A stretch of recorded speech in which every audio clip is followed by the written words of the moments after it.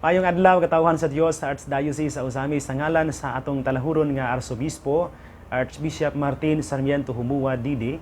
Kini na usab si Father Jesse Langgam. Maghatod kaninyo sa pamalandong karong adlaw karon nga Martes sulod sa Oktaba sa Pasko sa pagkabanhaw sa atong Ginoo, Abril 6, 2021. Ang ebanghelyo nga atong pamalandungan mga igsuon atong kutluon gikan sa ebanghelyo sumala ni San Juan. Naghilak si Maria nga nagbarog dito sa gawas sa lubnganan. Unya, mitikubo siya aron paglili sa lubnganan ug nakita niya didto ang duha ka anghel nga nagbistig puti ug naglingkod sa dapit nga nahimutangan sa lawas ni Jesus. Ang usa didto dapit sa iyang ulo ug ang usa dapit sa iyang tiil. Day, nganong naghilak ka man? Sila nangutana kaniya. Siya mitubag, ila man god nga gikuha ang akong Ginoo ug wala ako mahibalo kung hain nila ibutang siya. Sa pagkahuman niyag sulti niini, milingi siya og iyang nakita si Jesus nga nagbarog didto. Apan wala siya makaila nga si Jesus di ay kadto. Day, nganong naghila ka man? Nangutana si Jesus kaniya. Kinsa man ang imong gipangita? Nagtuo si Maria nga siya mao ang hardinero busa miingon siya kaniya. Kung ikaw mao'y nagkuha kaniya, tug-ani ako kung hain mo siya ibutang, kay kuhaon ko siya. Si Jesus miingon kaniya, Maria. Ug si Maria miatubang kang Jesus ug miingon sa Hebreo, Rabboni, nga sa ato pa magtutudlo. Unya giingnan siya ni Jesus, ayaw akong hikapa kay wala pa ako mahibalik sa amahan. Adtua hinuon ang akong mga igsuon ug suginli sila nga moadto ako sa akong amahan ug inyong amahan, sa akong Dios ug sa inyong Dios. Ug sa gisuginlan ni Maria Magdalena ang mga tinun-an nga nakakita siya sa Ginoo ug nagisultihan siya ni Jesus niini. Mga igsuon ang ebanghelyo sa Ginoo. Daygon ikaw o Kristo. Mga igsuon ko ni Kristo, kadumdum pa ko sa usa ka joke, no? Istorya mahitungod sa usa ka hubog nga tawo sulod sa bar, no? Palabi mo sa inom, hubog kay siya. Siya gawa sa bar, no? Kilid yon sa may poste sa sa electricity. Iyang giwi og ayong mga sagbot, no? Nas kilid, no? Pangutana siya sa katawo nga milabay. Sa may imong gipangita diha, anong giwi man imong ayo ng mga sagbot? Ingon siya nga, nawala akong yawi sa sakyanan, no? Kung gipangita. Oh, tungod kay nawala man ang iyang yawi niya. Kining curious pud nga tawo nang nagpangutana. Gusto pud nga makitaan, makatabang siya kay hubog ra bang tawhanan iyang kining tawo nga nangita. Iyang gitabangan pud og wiwi didto, no? Hangtod nga diha pa lain na pud no nga usa ka passerby, usa ka labay no nga tawo. Nitabang pud. Ilang gipang ukab yun, mga dahon nga, mga laya, no, mga sagbot, mga bato, ilang gipang ukab ug ayaw kay nita lagi sila sa yawi nga nawala. Usa nila no nga murag na libog na siya kaayo, daghan na kay sila unya wag sila nakitaan. Nangutana siya sa tawo nga hubog, diin magyud nimo dapita nawala ang imong yawi. Ang hubog nga tawo miingon, didto ay dayon tudlo niya sa bar, sulod sa bar. Ingon ang tawo nga suko kaayo. Yang anong dinhi man ta nangita nga didto may nawala ang imong yawi.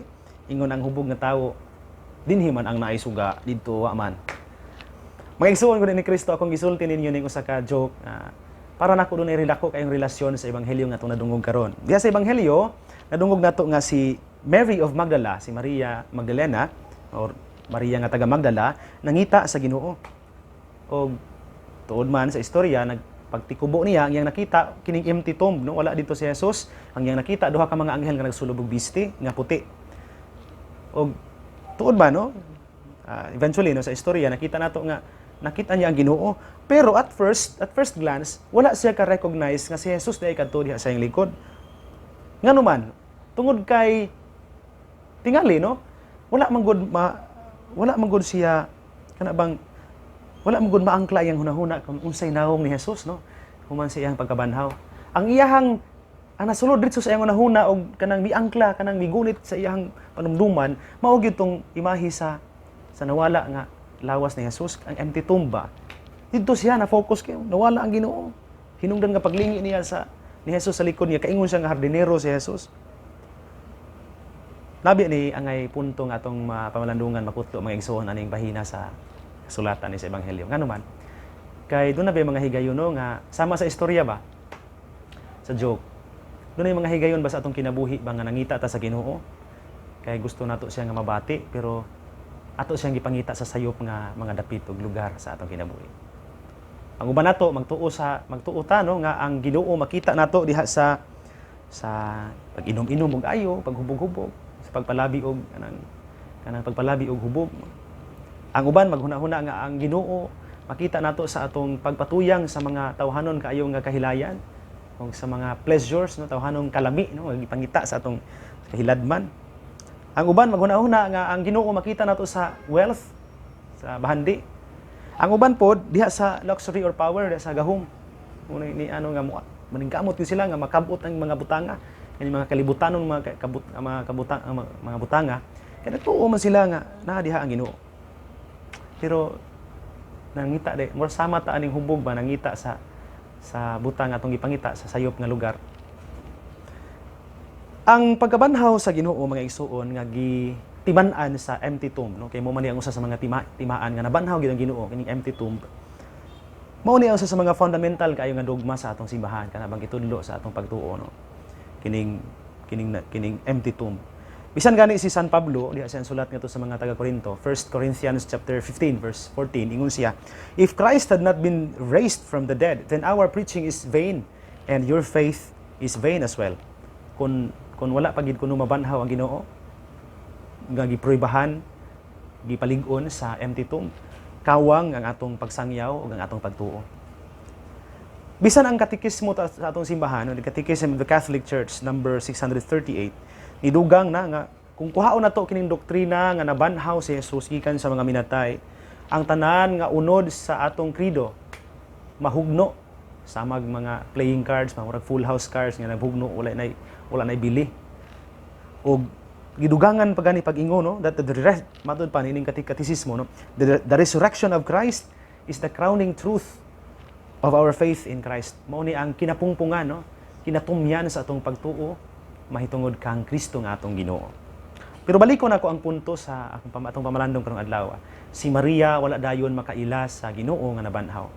Ang mga biblical scholars managlahi sila og mga theories no sa hinungdan nganong wala sila dayon makaila sa Ginoo nga nabanhaw. Ang uban moingon sila nga si Maria Magdalena wala dayon maka-recognize ni Jesus nga nabanhaw niya nang morning of the resurrection, of the day of the resurrection. Tungod kay para nila ang hinungdan tungod kay ang glorified body of Jesus lahi na kaayo og kanang aspeto no sa ang iyang features sa earthly physical body ni Jesus. Mo ni ang hinungdan no kay lahi na daw kuno ang glorified body of Jesus to the earthly physical appearance of the body of Jesus.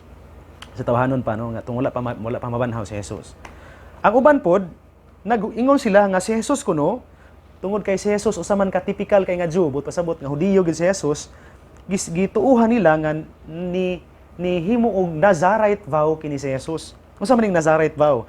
Mao ni siyang usa ka solemn promise or mission taken by individuals who have voluntarily dedicated themselves to God. Murag mga usa ni ka vow, promise or kana bang sana kanang vow or mission nga gihimo sa usa ka tawo nga nag-alagad sa Ginoo nihala silang kaugalingon nga ang ilahang buhaton diha na sa basahon sa Números kapitulo 6 bersikulo 13 ngadto sa 20, ang ilang buhaton inig kahuman sa misyon kining usa ka Nazarite, kining usa ka misyonaryo nga nagnihalad sa kaugalingon sa iyang kinabuhi ngadto sa Ginoo.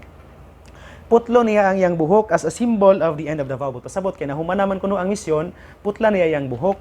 Og kay nagtuo man tanong nga si Jesus dihang human sa iyang pagpakamatay sa krus ug sa iyang pagkabanhaw, nahuman na iyang misyon. Gituuhan sa mga biblical scholars nga tungod kay nahuman naman niya ang iyang misyon, ilang gipropose nga giputla ni Jesus ang iyang buhok, iyang giupawan niya iyang kaugalingon. Thus, wala makaila si Maria Magdalena nga si Jesus di ay kadtong diha sa iyang likod. Pero akong balikon, kining tanan, kining duha nga mga butang akong gisulti ninyo, theories ra ni. Mga theories lang no sa mga biblical scholars. Either it is true or not, we don't know. Pero mo ni siya ang mga possibilities. Ako po doon na po koy kaugalingon nga mga hunch no kanabang doon na po koy kaugalingon nga kanang hunahuna nganong wala dayon makaila si Maria kang Jesus diha sa ebanghelyo nining adlaw sa pagkabanhaw sa Ginoo. Ngano man tungod kay para nako si Maria Magdalena wala makaila dayon sa Ginoo tungod kay wala man siya, maybe she did not really expect nga mabanhaw ang Ginoo. Ano ba deep in her heart wala sa gatuo ba nga mabanhaw di ay ang Ginoo.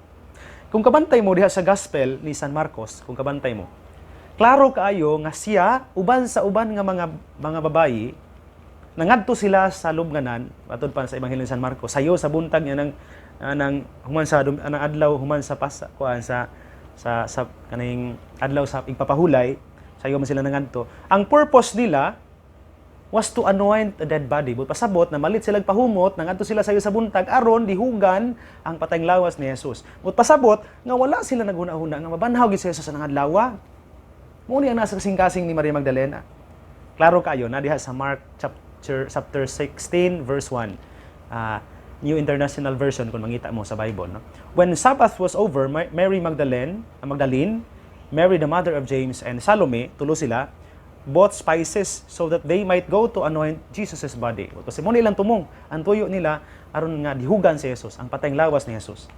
And even as she saw the stone rolled away and the tomb without the body, nakita na niya nga naligid ang bato niya, ang lubnganan wala nang lawas ni Jesus.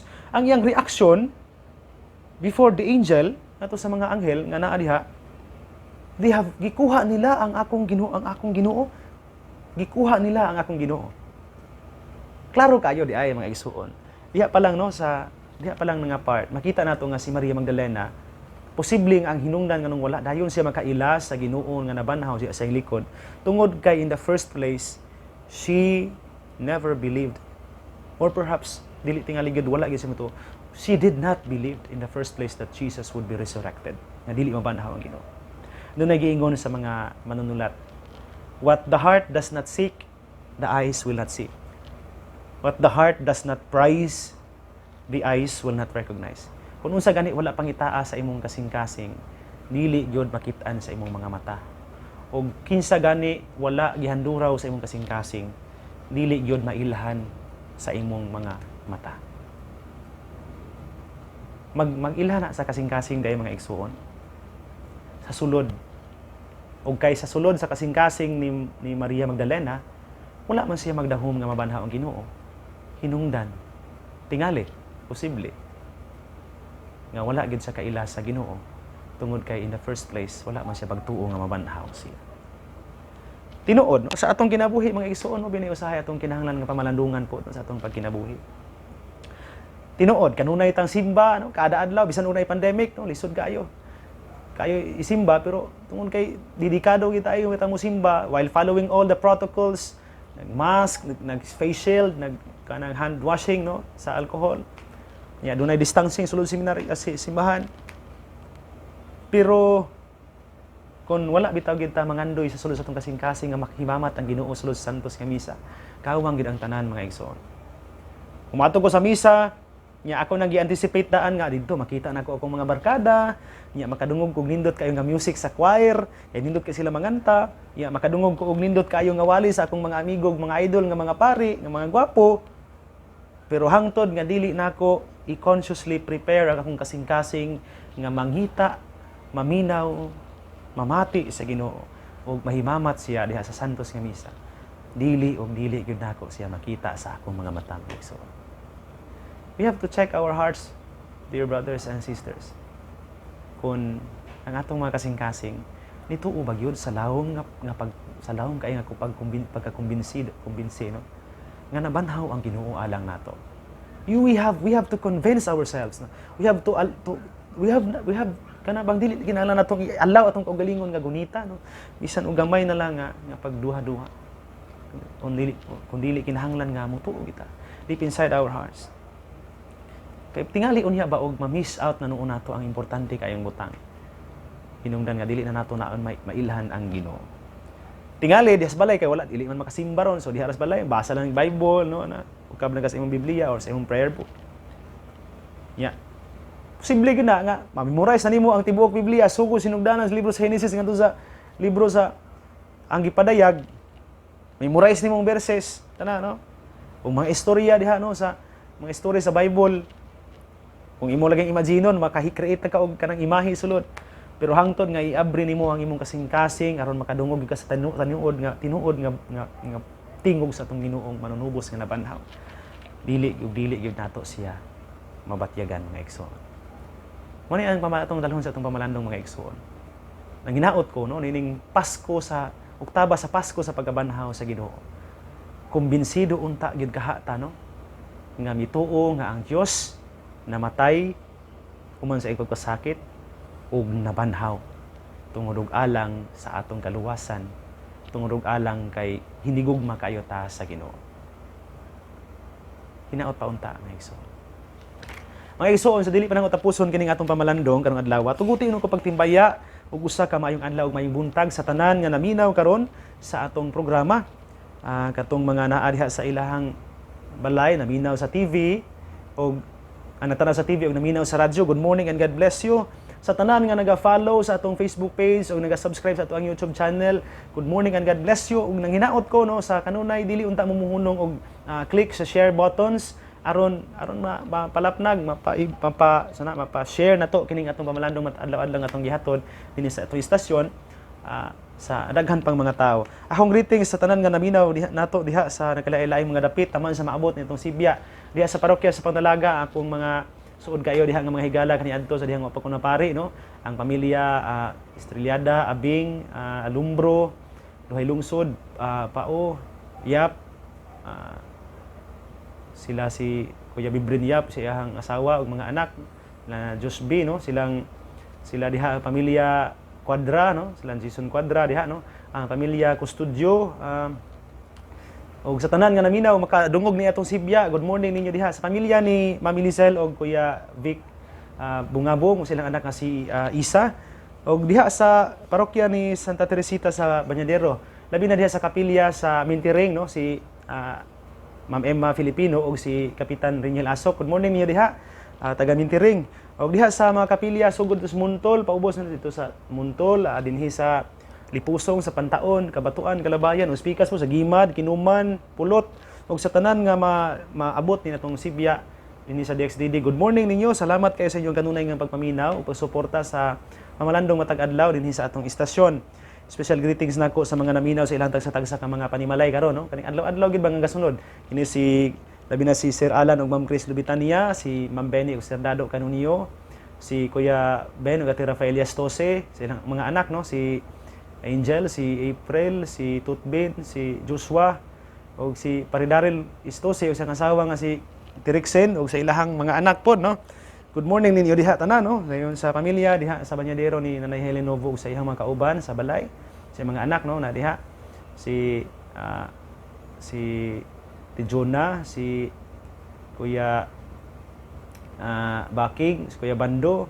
Good morning niyo diha no. Dayon sa pamilya ni Dr. Lady Myres ug sa iyang bana nga si Kuya Aldrin Perez. Sa ilang mga anak no, si Aldriana, si Paula ug si Jap Jap. Good morning ninyo diha. Salamat kayo sa inyong kanunay nga pagtabang o pagsuporta sa ato ang istasyon. Sa pamilya po diha sa Kabatuan ni Paridudong Tumataw, sa iyang asawa ug mga anak, o sa ilahang mga silingan, no? De Los Santos family, Takan family, Medes family. Salamat kayo sa inyong kanunay nga pagsuporta. Diha ni Sir Ayan ug Ma'am Jean Veloso, silang anak si RJ, diha Olario Village. Diha ni Pari Osper Arevalo sa Calabayan. Diha nila ni Rodel ug Emma Alamilio sa Bañadero, Sulod. Sa pamilya ni Nanay Grace Pang-an o sa iyang mga kauban sa balay, iyang mga anak no, sila si Jenny, sila Ninia no, si Jessie. Sa tanan nga makadungog ng Sibya, salamat kayo sa inyong pagsuporta o pagtabang sa kalampusan no, sa pamalandong matag adlaw nga atong gipaambit ngadto sa daghang mga tao. Dili na ako kalimtan ang pag-greet no, kay didto atong Sabado de Gloria sa Holy Week sa Easter Triduum dito mi sa Kinuman Norte no, dito sa Bernard Farm no, sa Kinuman Norte nya. Dito mi namahaw sa nag-jogging mi ngadto nag-walking dito no, uban ni Archbishop ug sa uban nga mga pari sa Archdiocese. Kauban dito sa daghan kayong mga napoy mga bikers po no, na dito po no. Nya dito mi namahaw sa kusina ni Mia no, kani atbang gyud sa Bernard Farm no. Ilahara gyapon na diha. Nya dito giabi-abi mig-ayo sa mga tig-serve gyud nila no. Nga mga maabi-abihon kayo tagaan gyud mi og kuano kanang lamian nila nga pamahaw nya ni asay lamian kayo nga si Kwate no, nga giparisan og kanang kaputo no, lami kayo.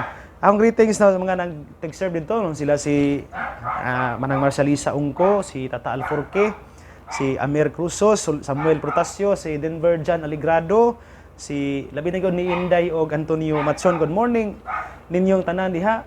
Og hinaoton ta no nga daghan mo og kuan pagino makasinati sa inyong pagkamaabi-abihon kanunay tungod kay dili magmahay ang inyong tawo nga maabi-abi sa inyohang kuno. Nya ako ning kuan no nga kung ganahan mo mag-biking or mag-jogging at paingon sa kinuman, hapit unya mo sa kusina ni Mia aron mo kaon no, pamahaw paniudto or snack tingali no nga inyong ganahan kaunon didto no. Dili usbon ako no, dili mo magmahay sa serbisyo nga ilang ihatag. Igsoon hindi na lang kukutob. Ayaw kalimot nga ang maayong balita nga mao ang pulong ni Jesus, ang pulong sa Dios ang gayud nga pamation, pamalandungan ug paningkamutan nga mapuy-an. I tell you, bulahan ang tao nga naningkamot nga magpuyo sa pulong ni Jesus. Sama siya sa kakahoy nga gitanom daplin sa sapa, kansang mga dahon dili gayud malaya, og timpo sa ting bunga, mamunga siya maayong mga bunga. Igsoon, ug manausab, uban sa pangamas atong mahal nga inahan Santa Maria, nga gitawag sa mga misamison ug ang Birhen sa kuta, ang Dios magpanalangin kanimo kanunay sa ngalan sa Amahan, sa Anak ug sa Espiritu Santo. Amen.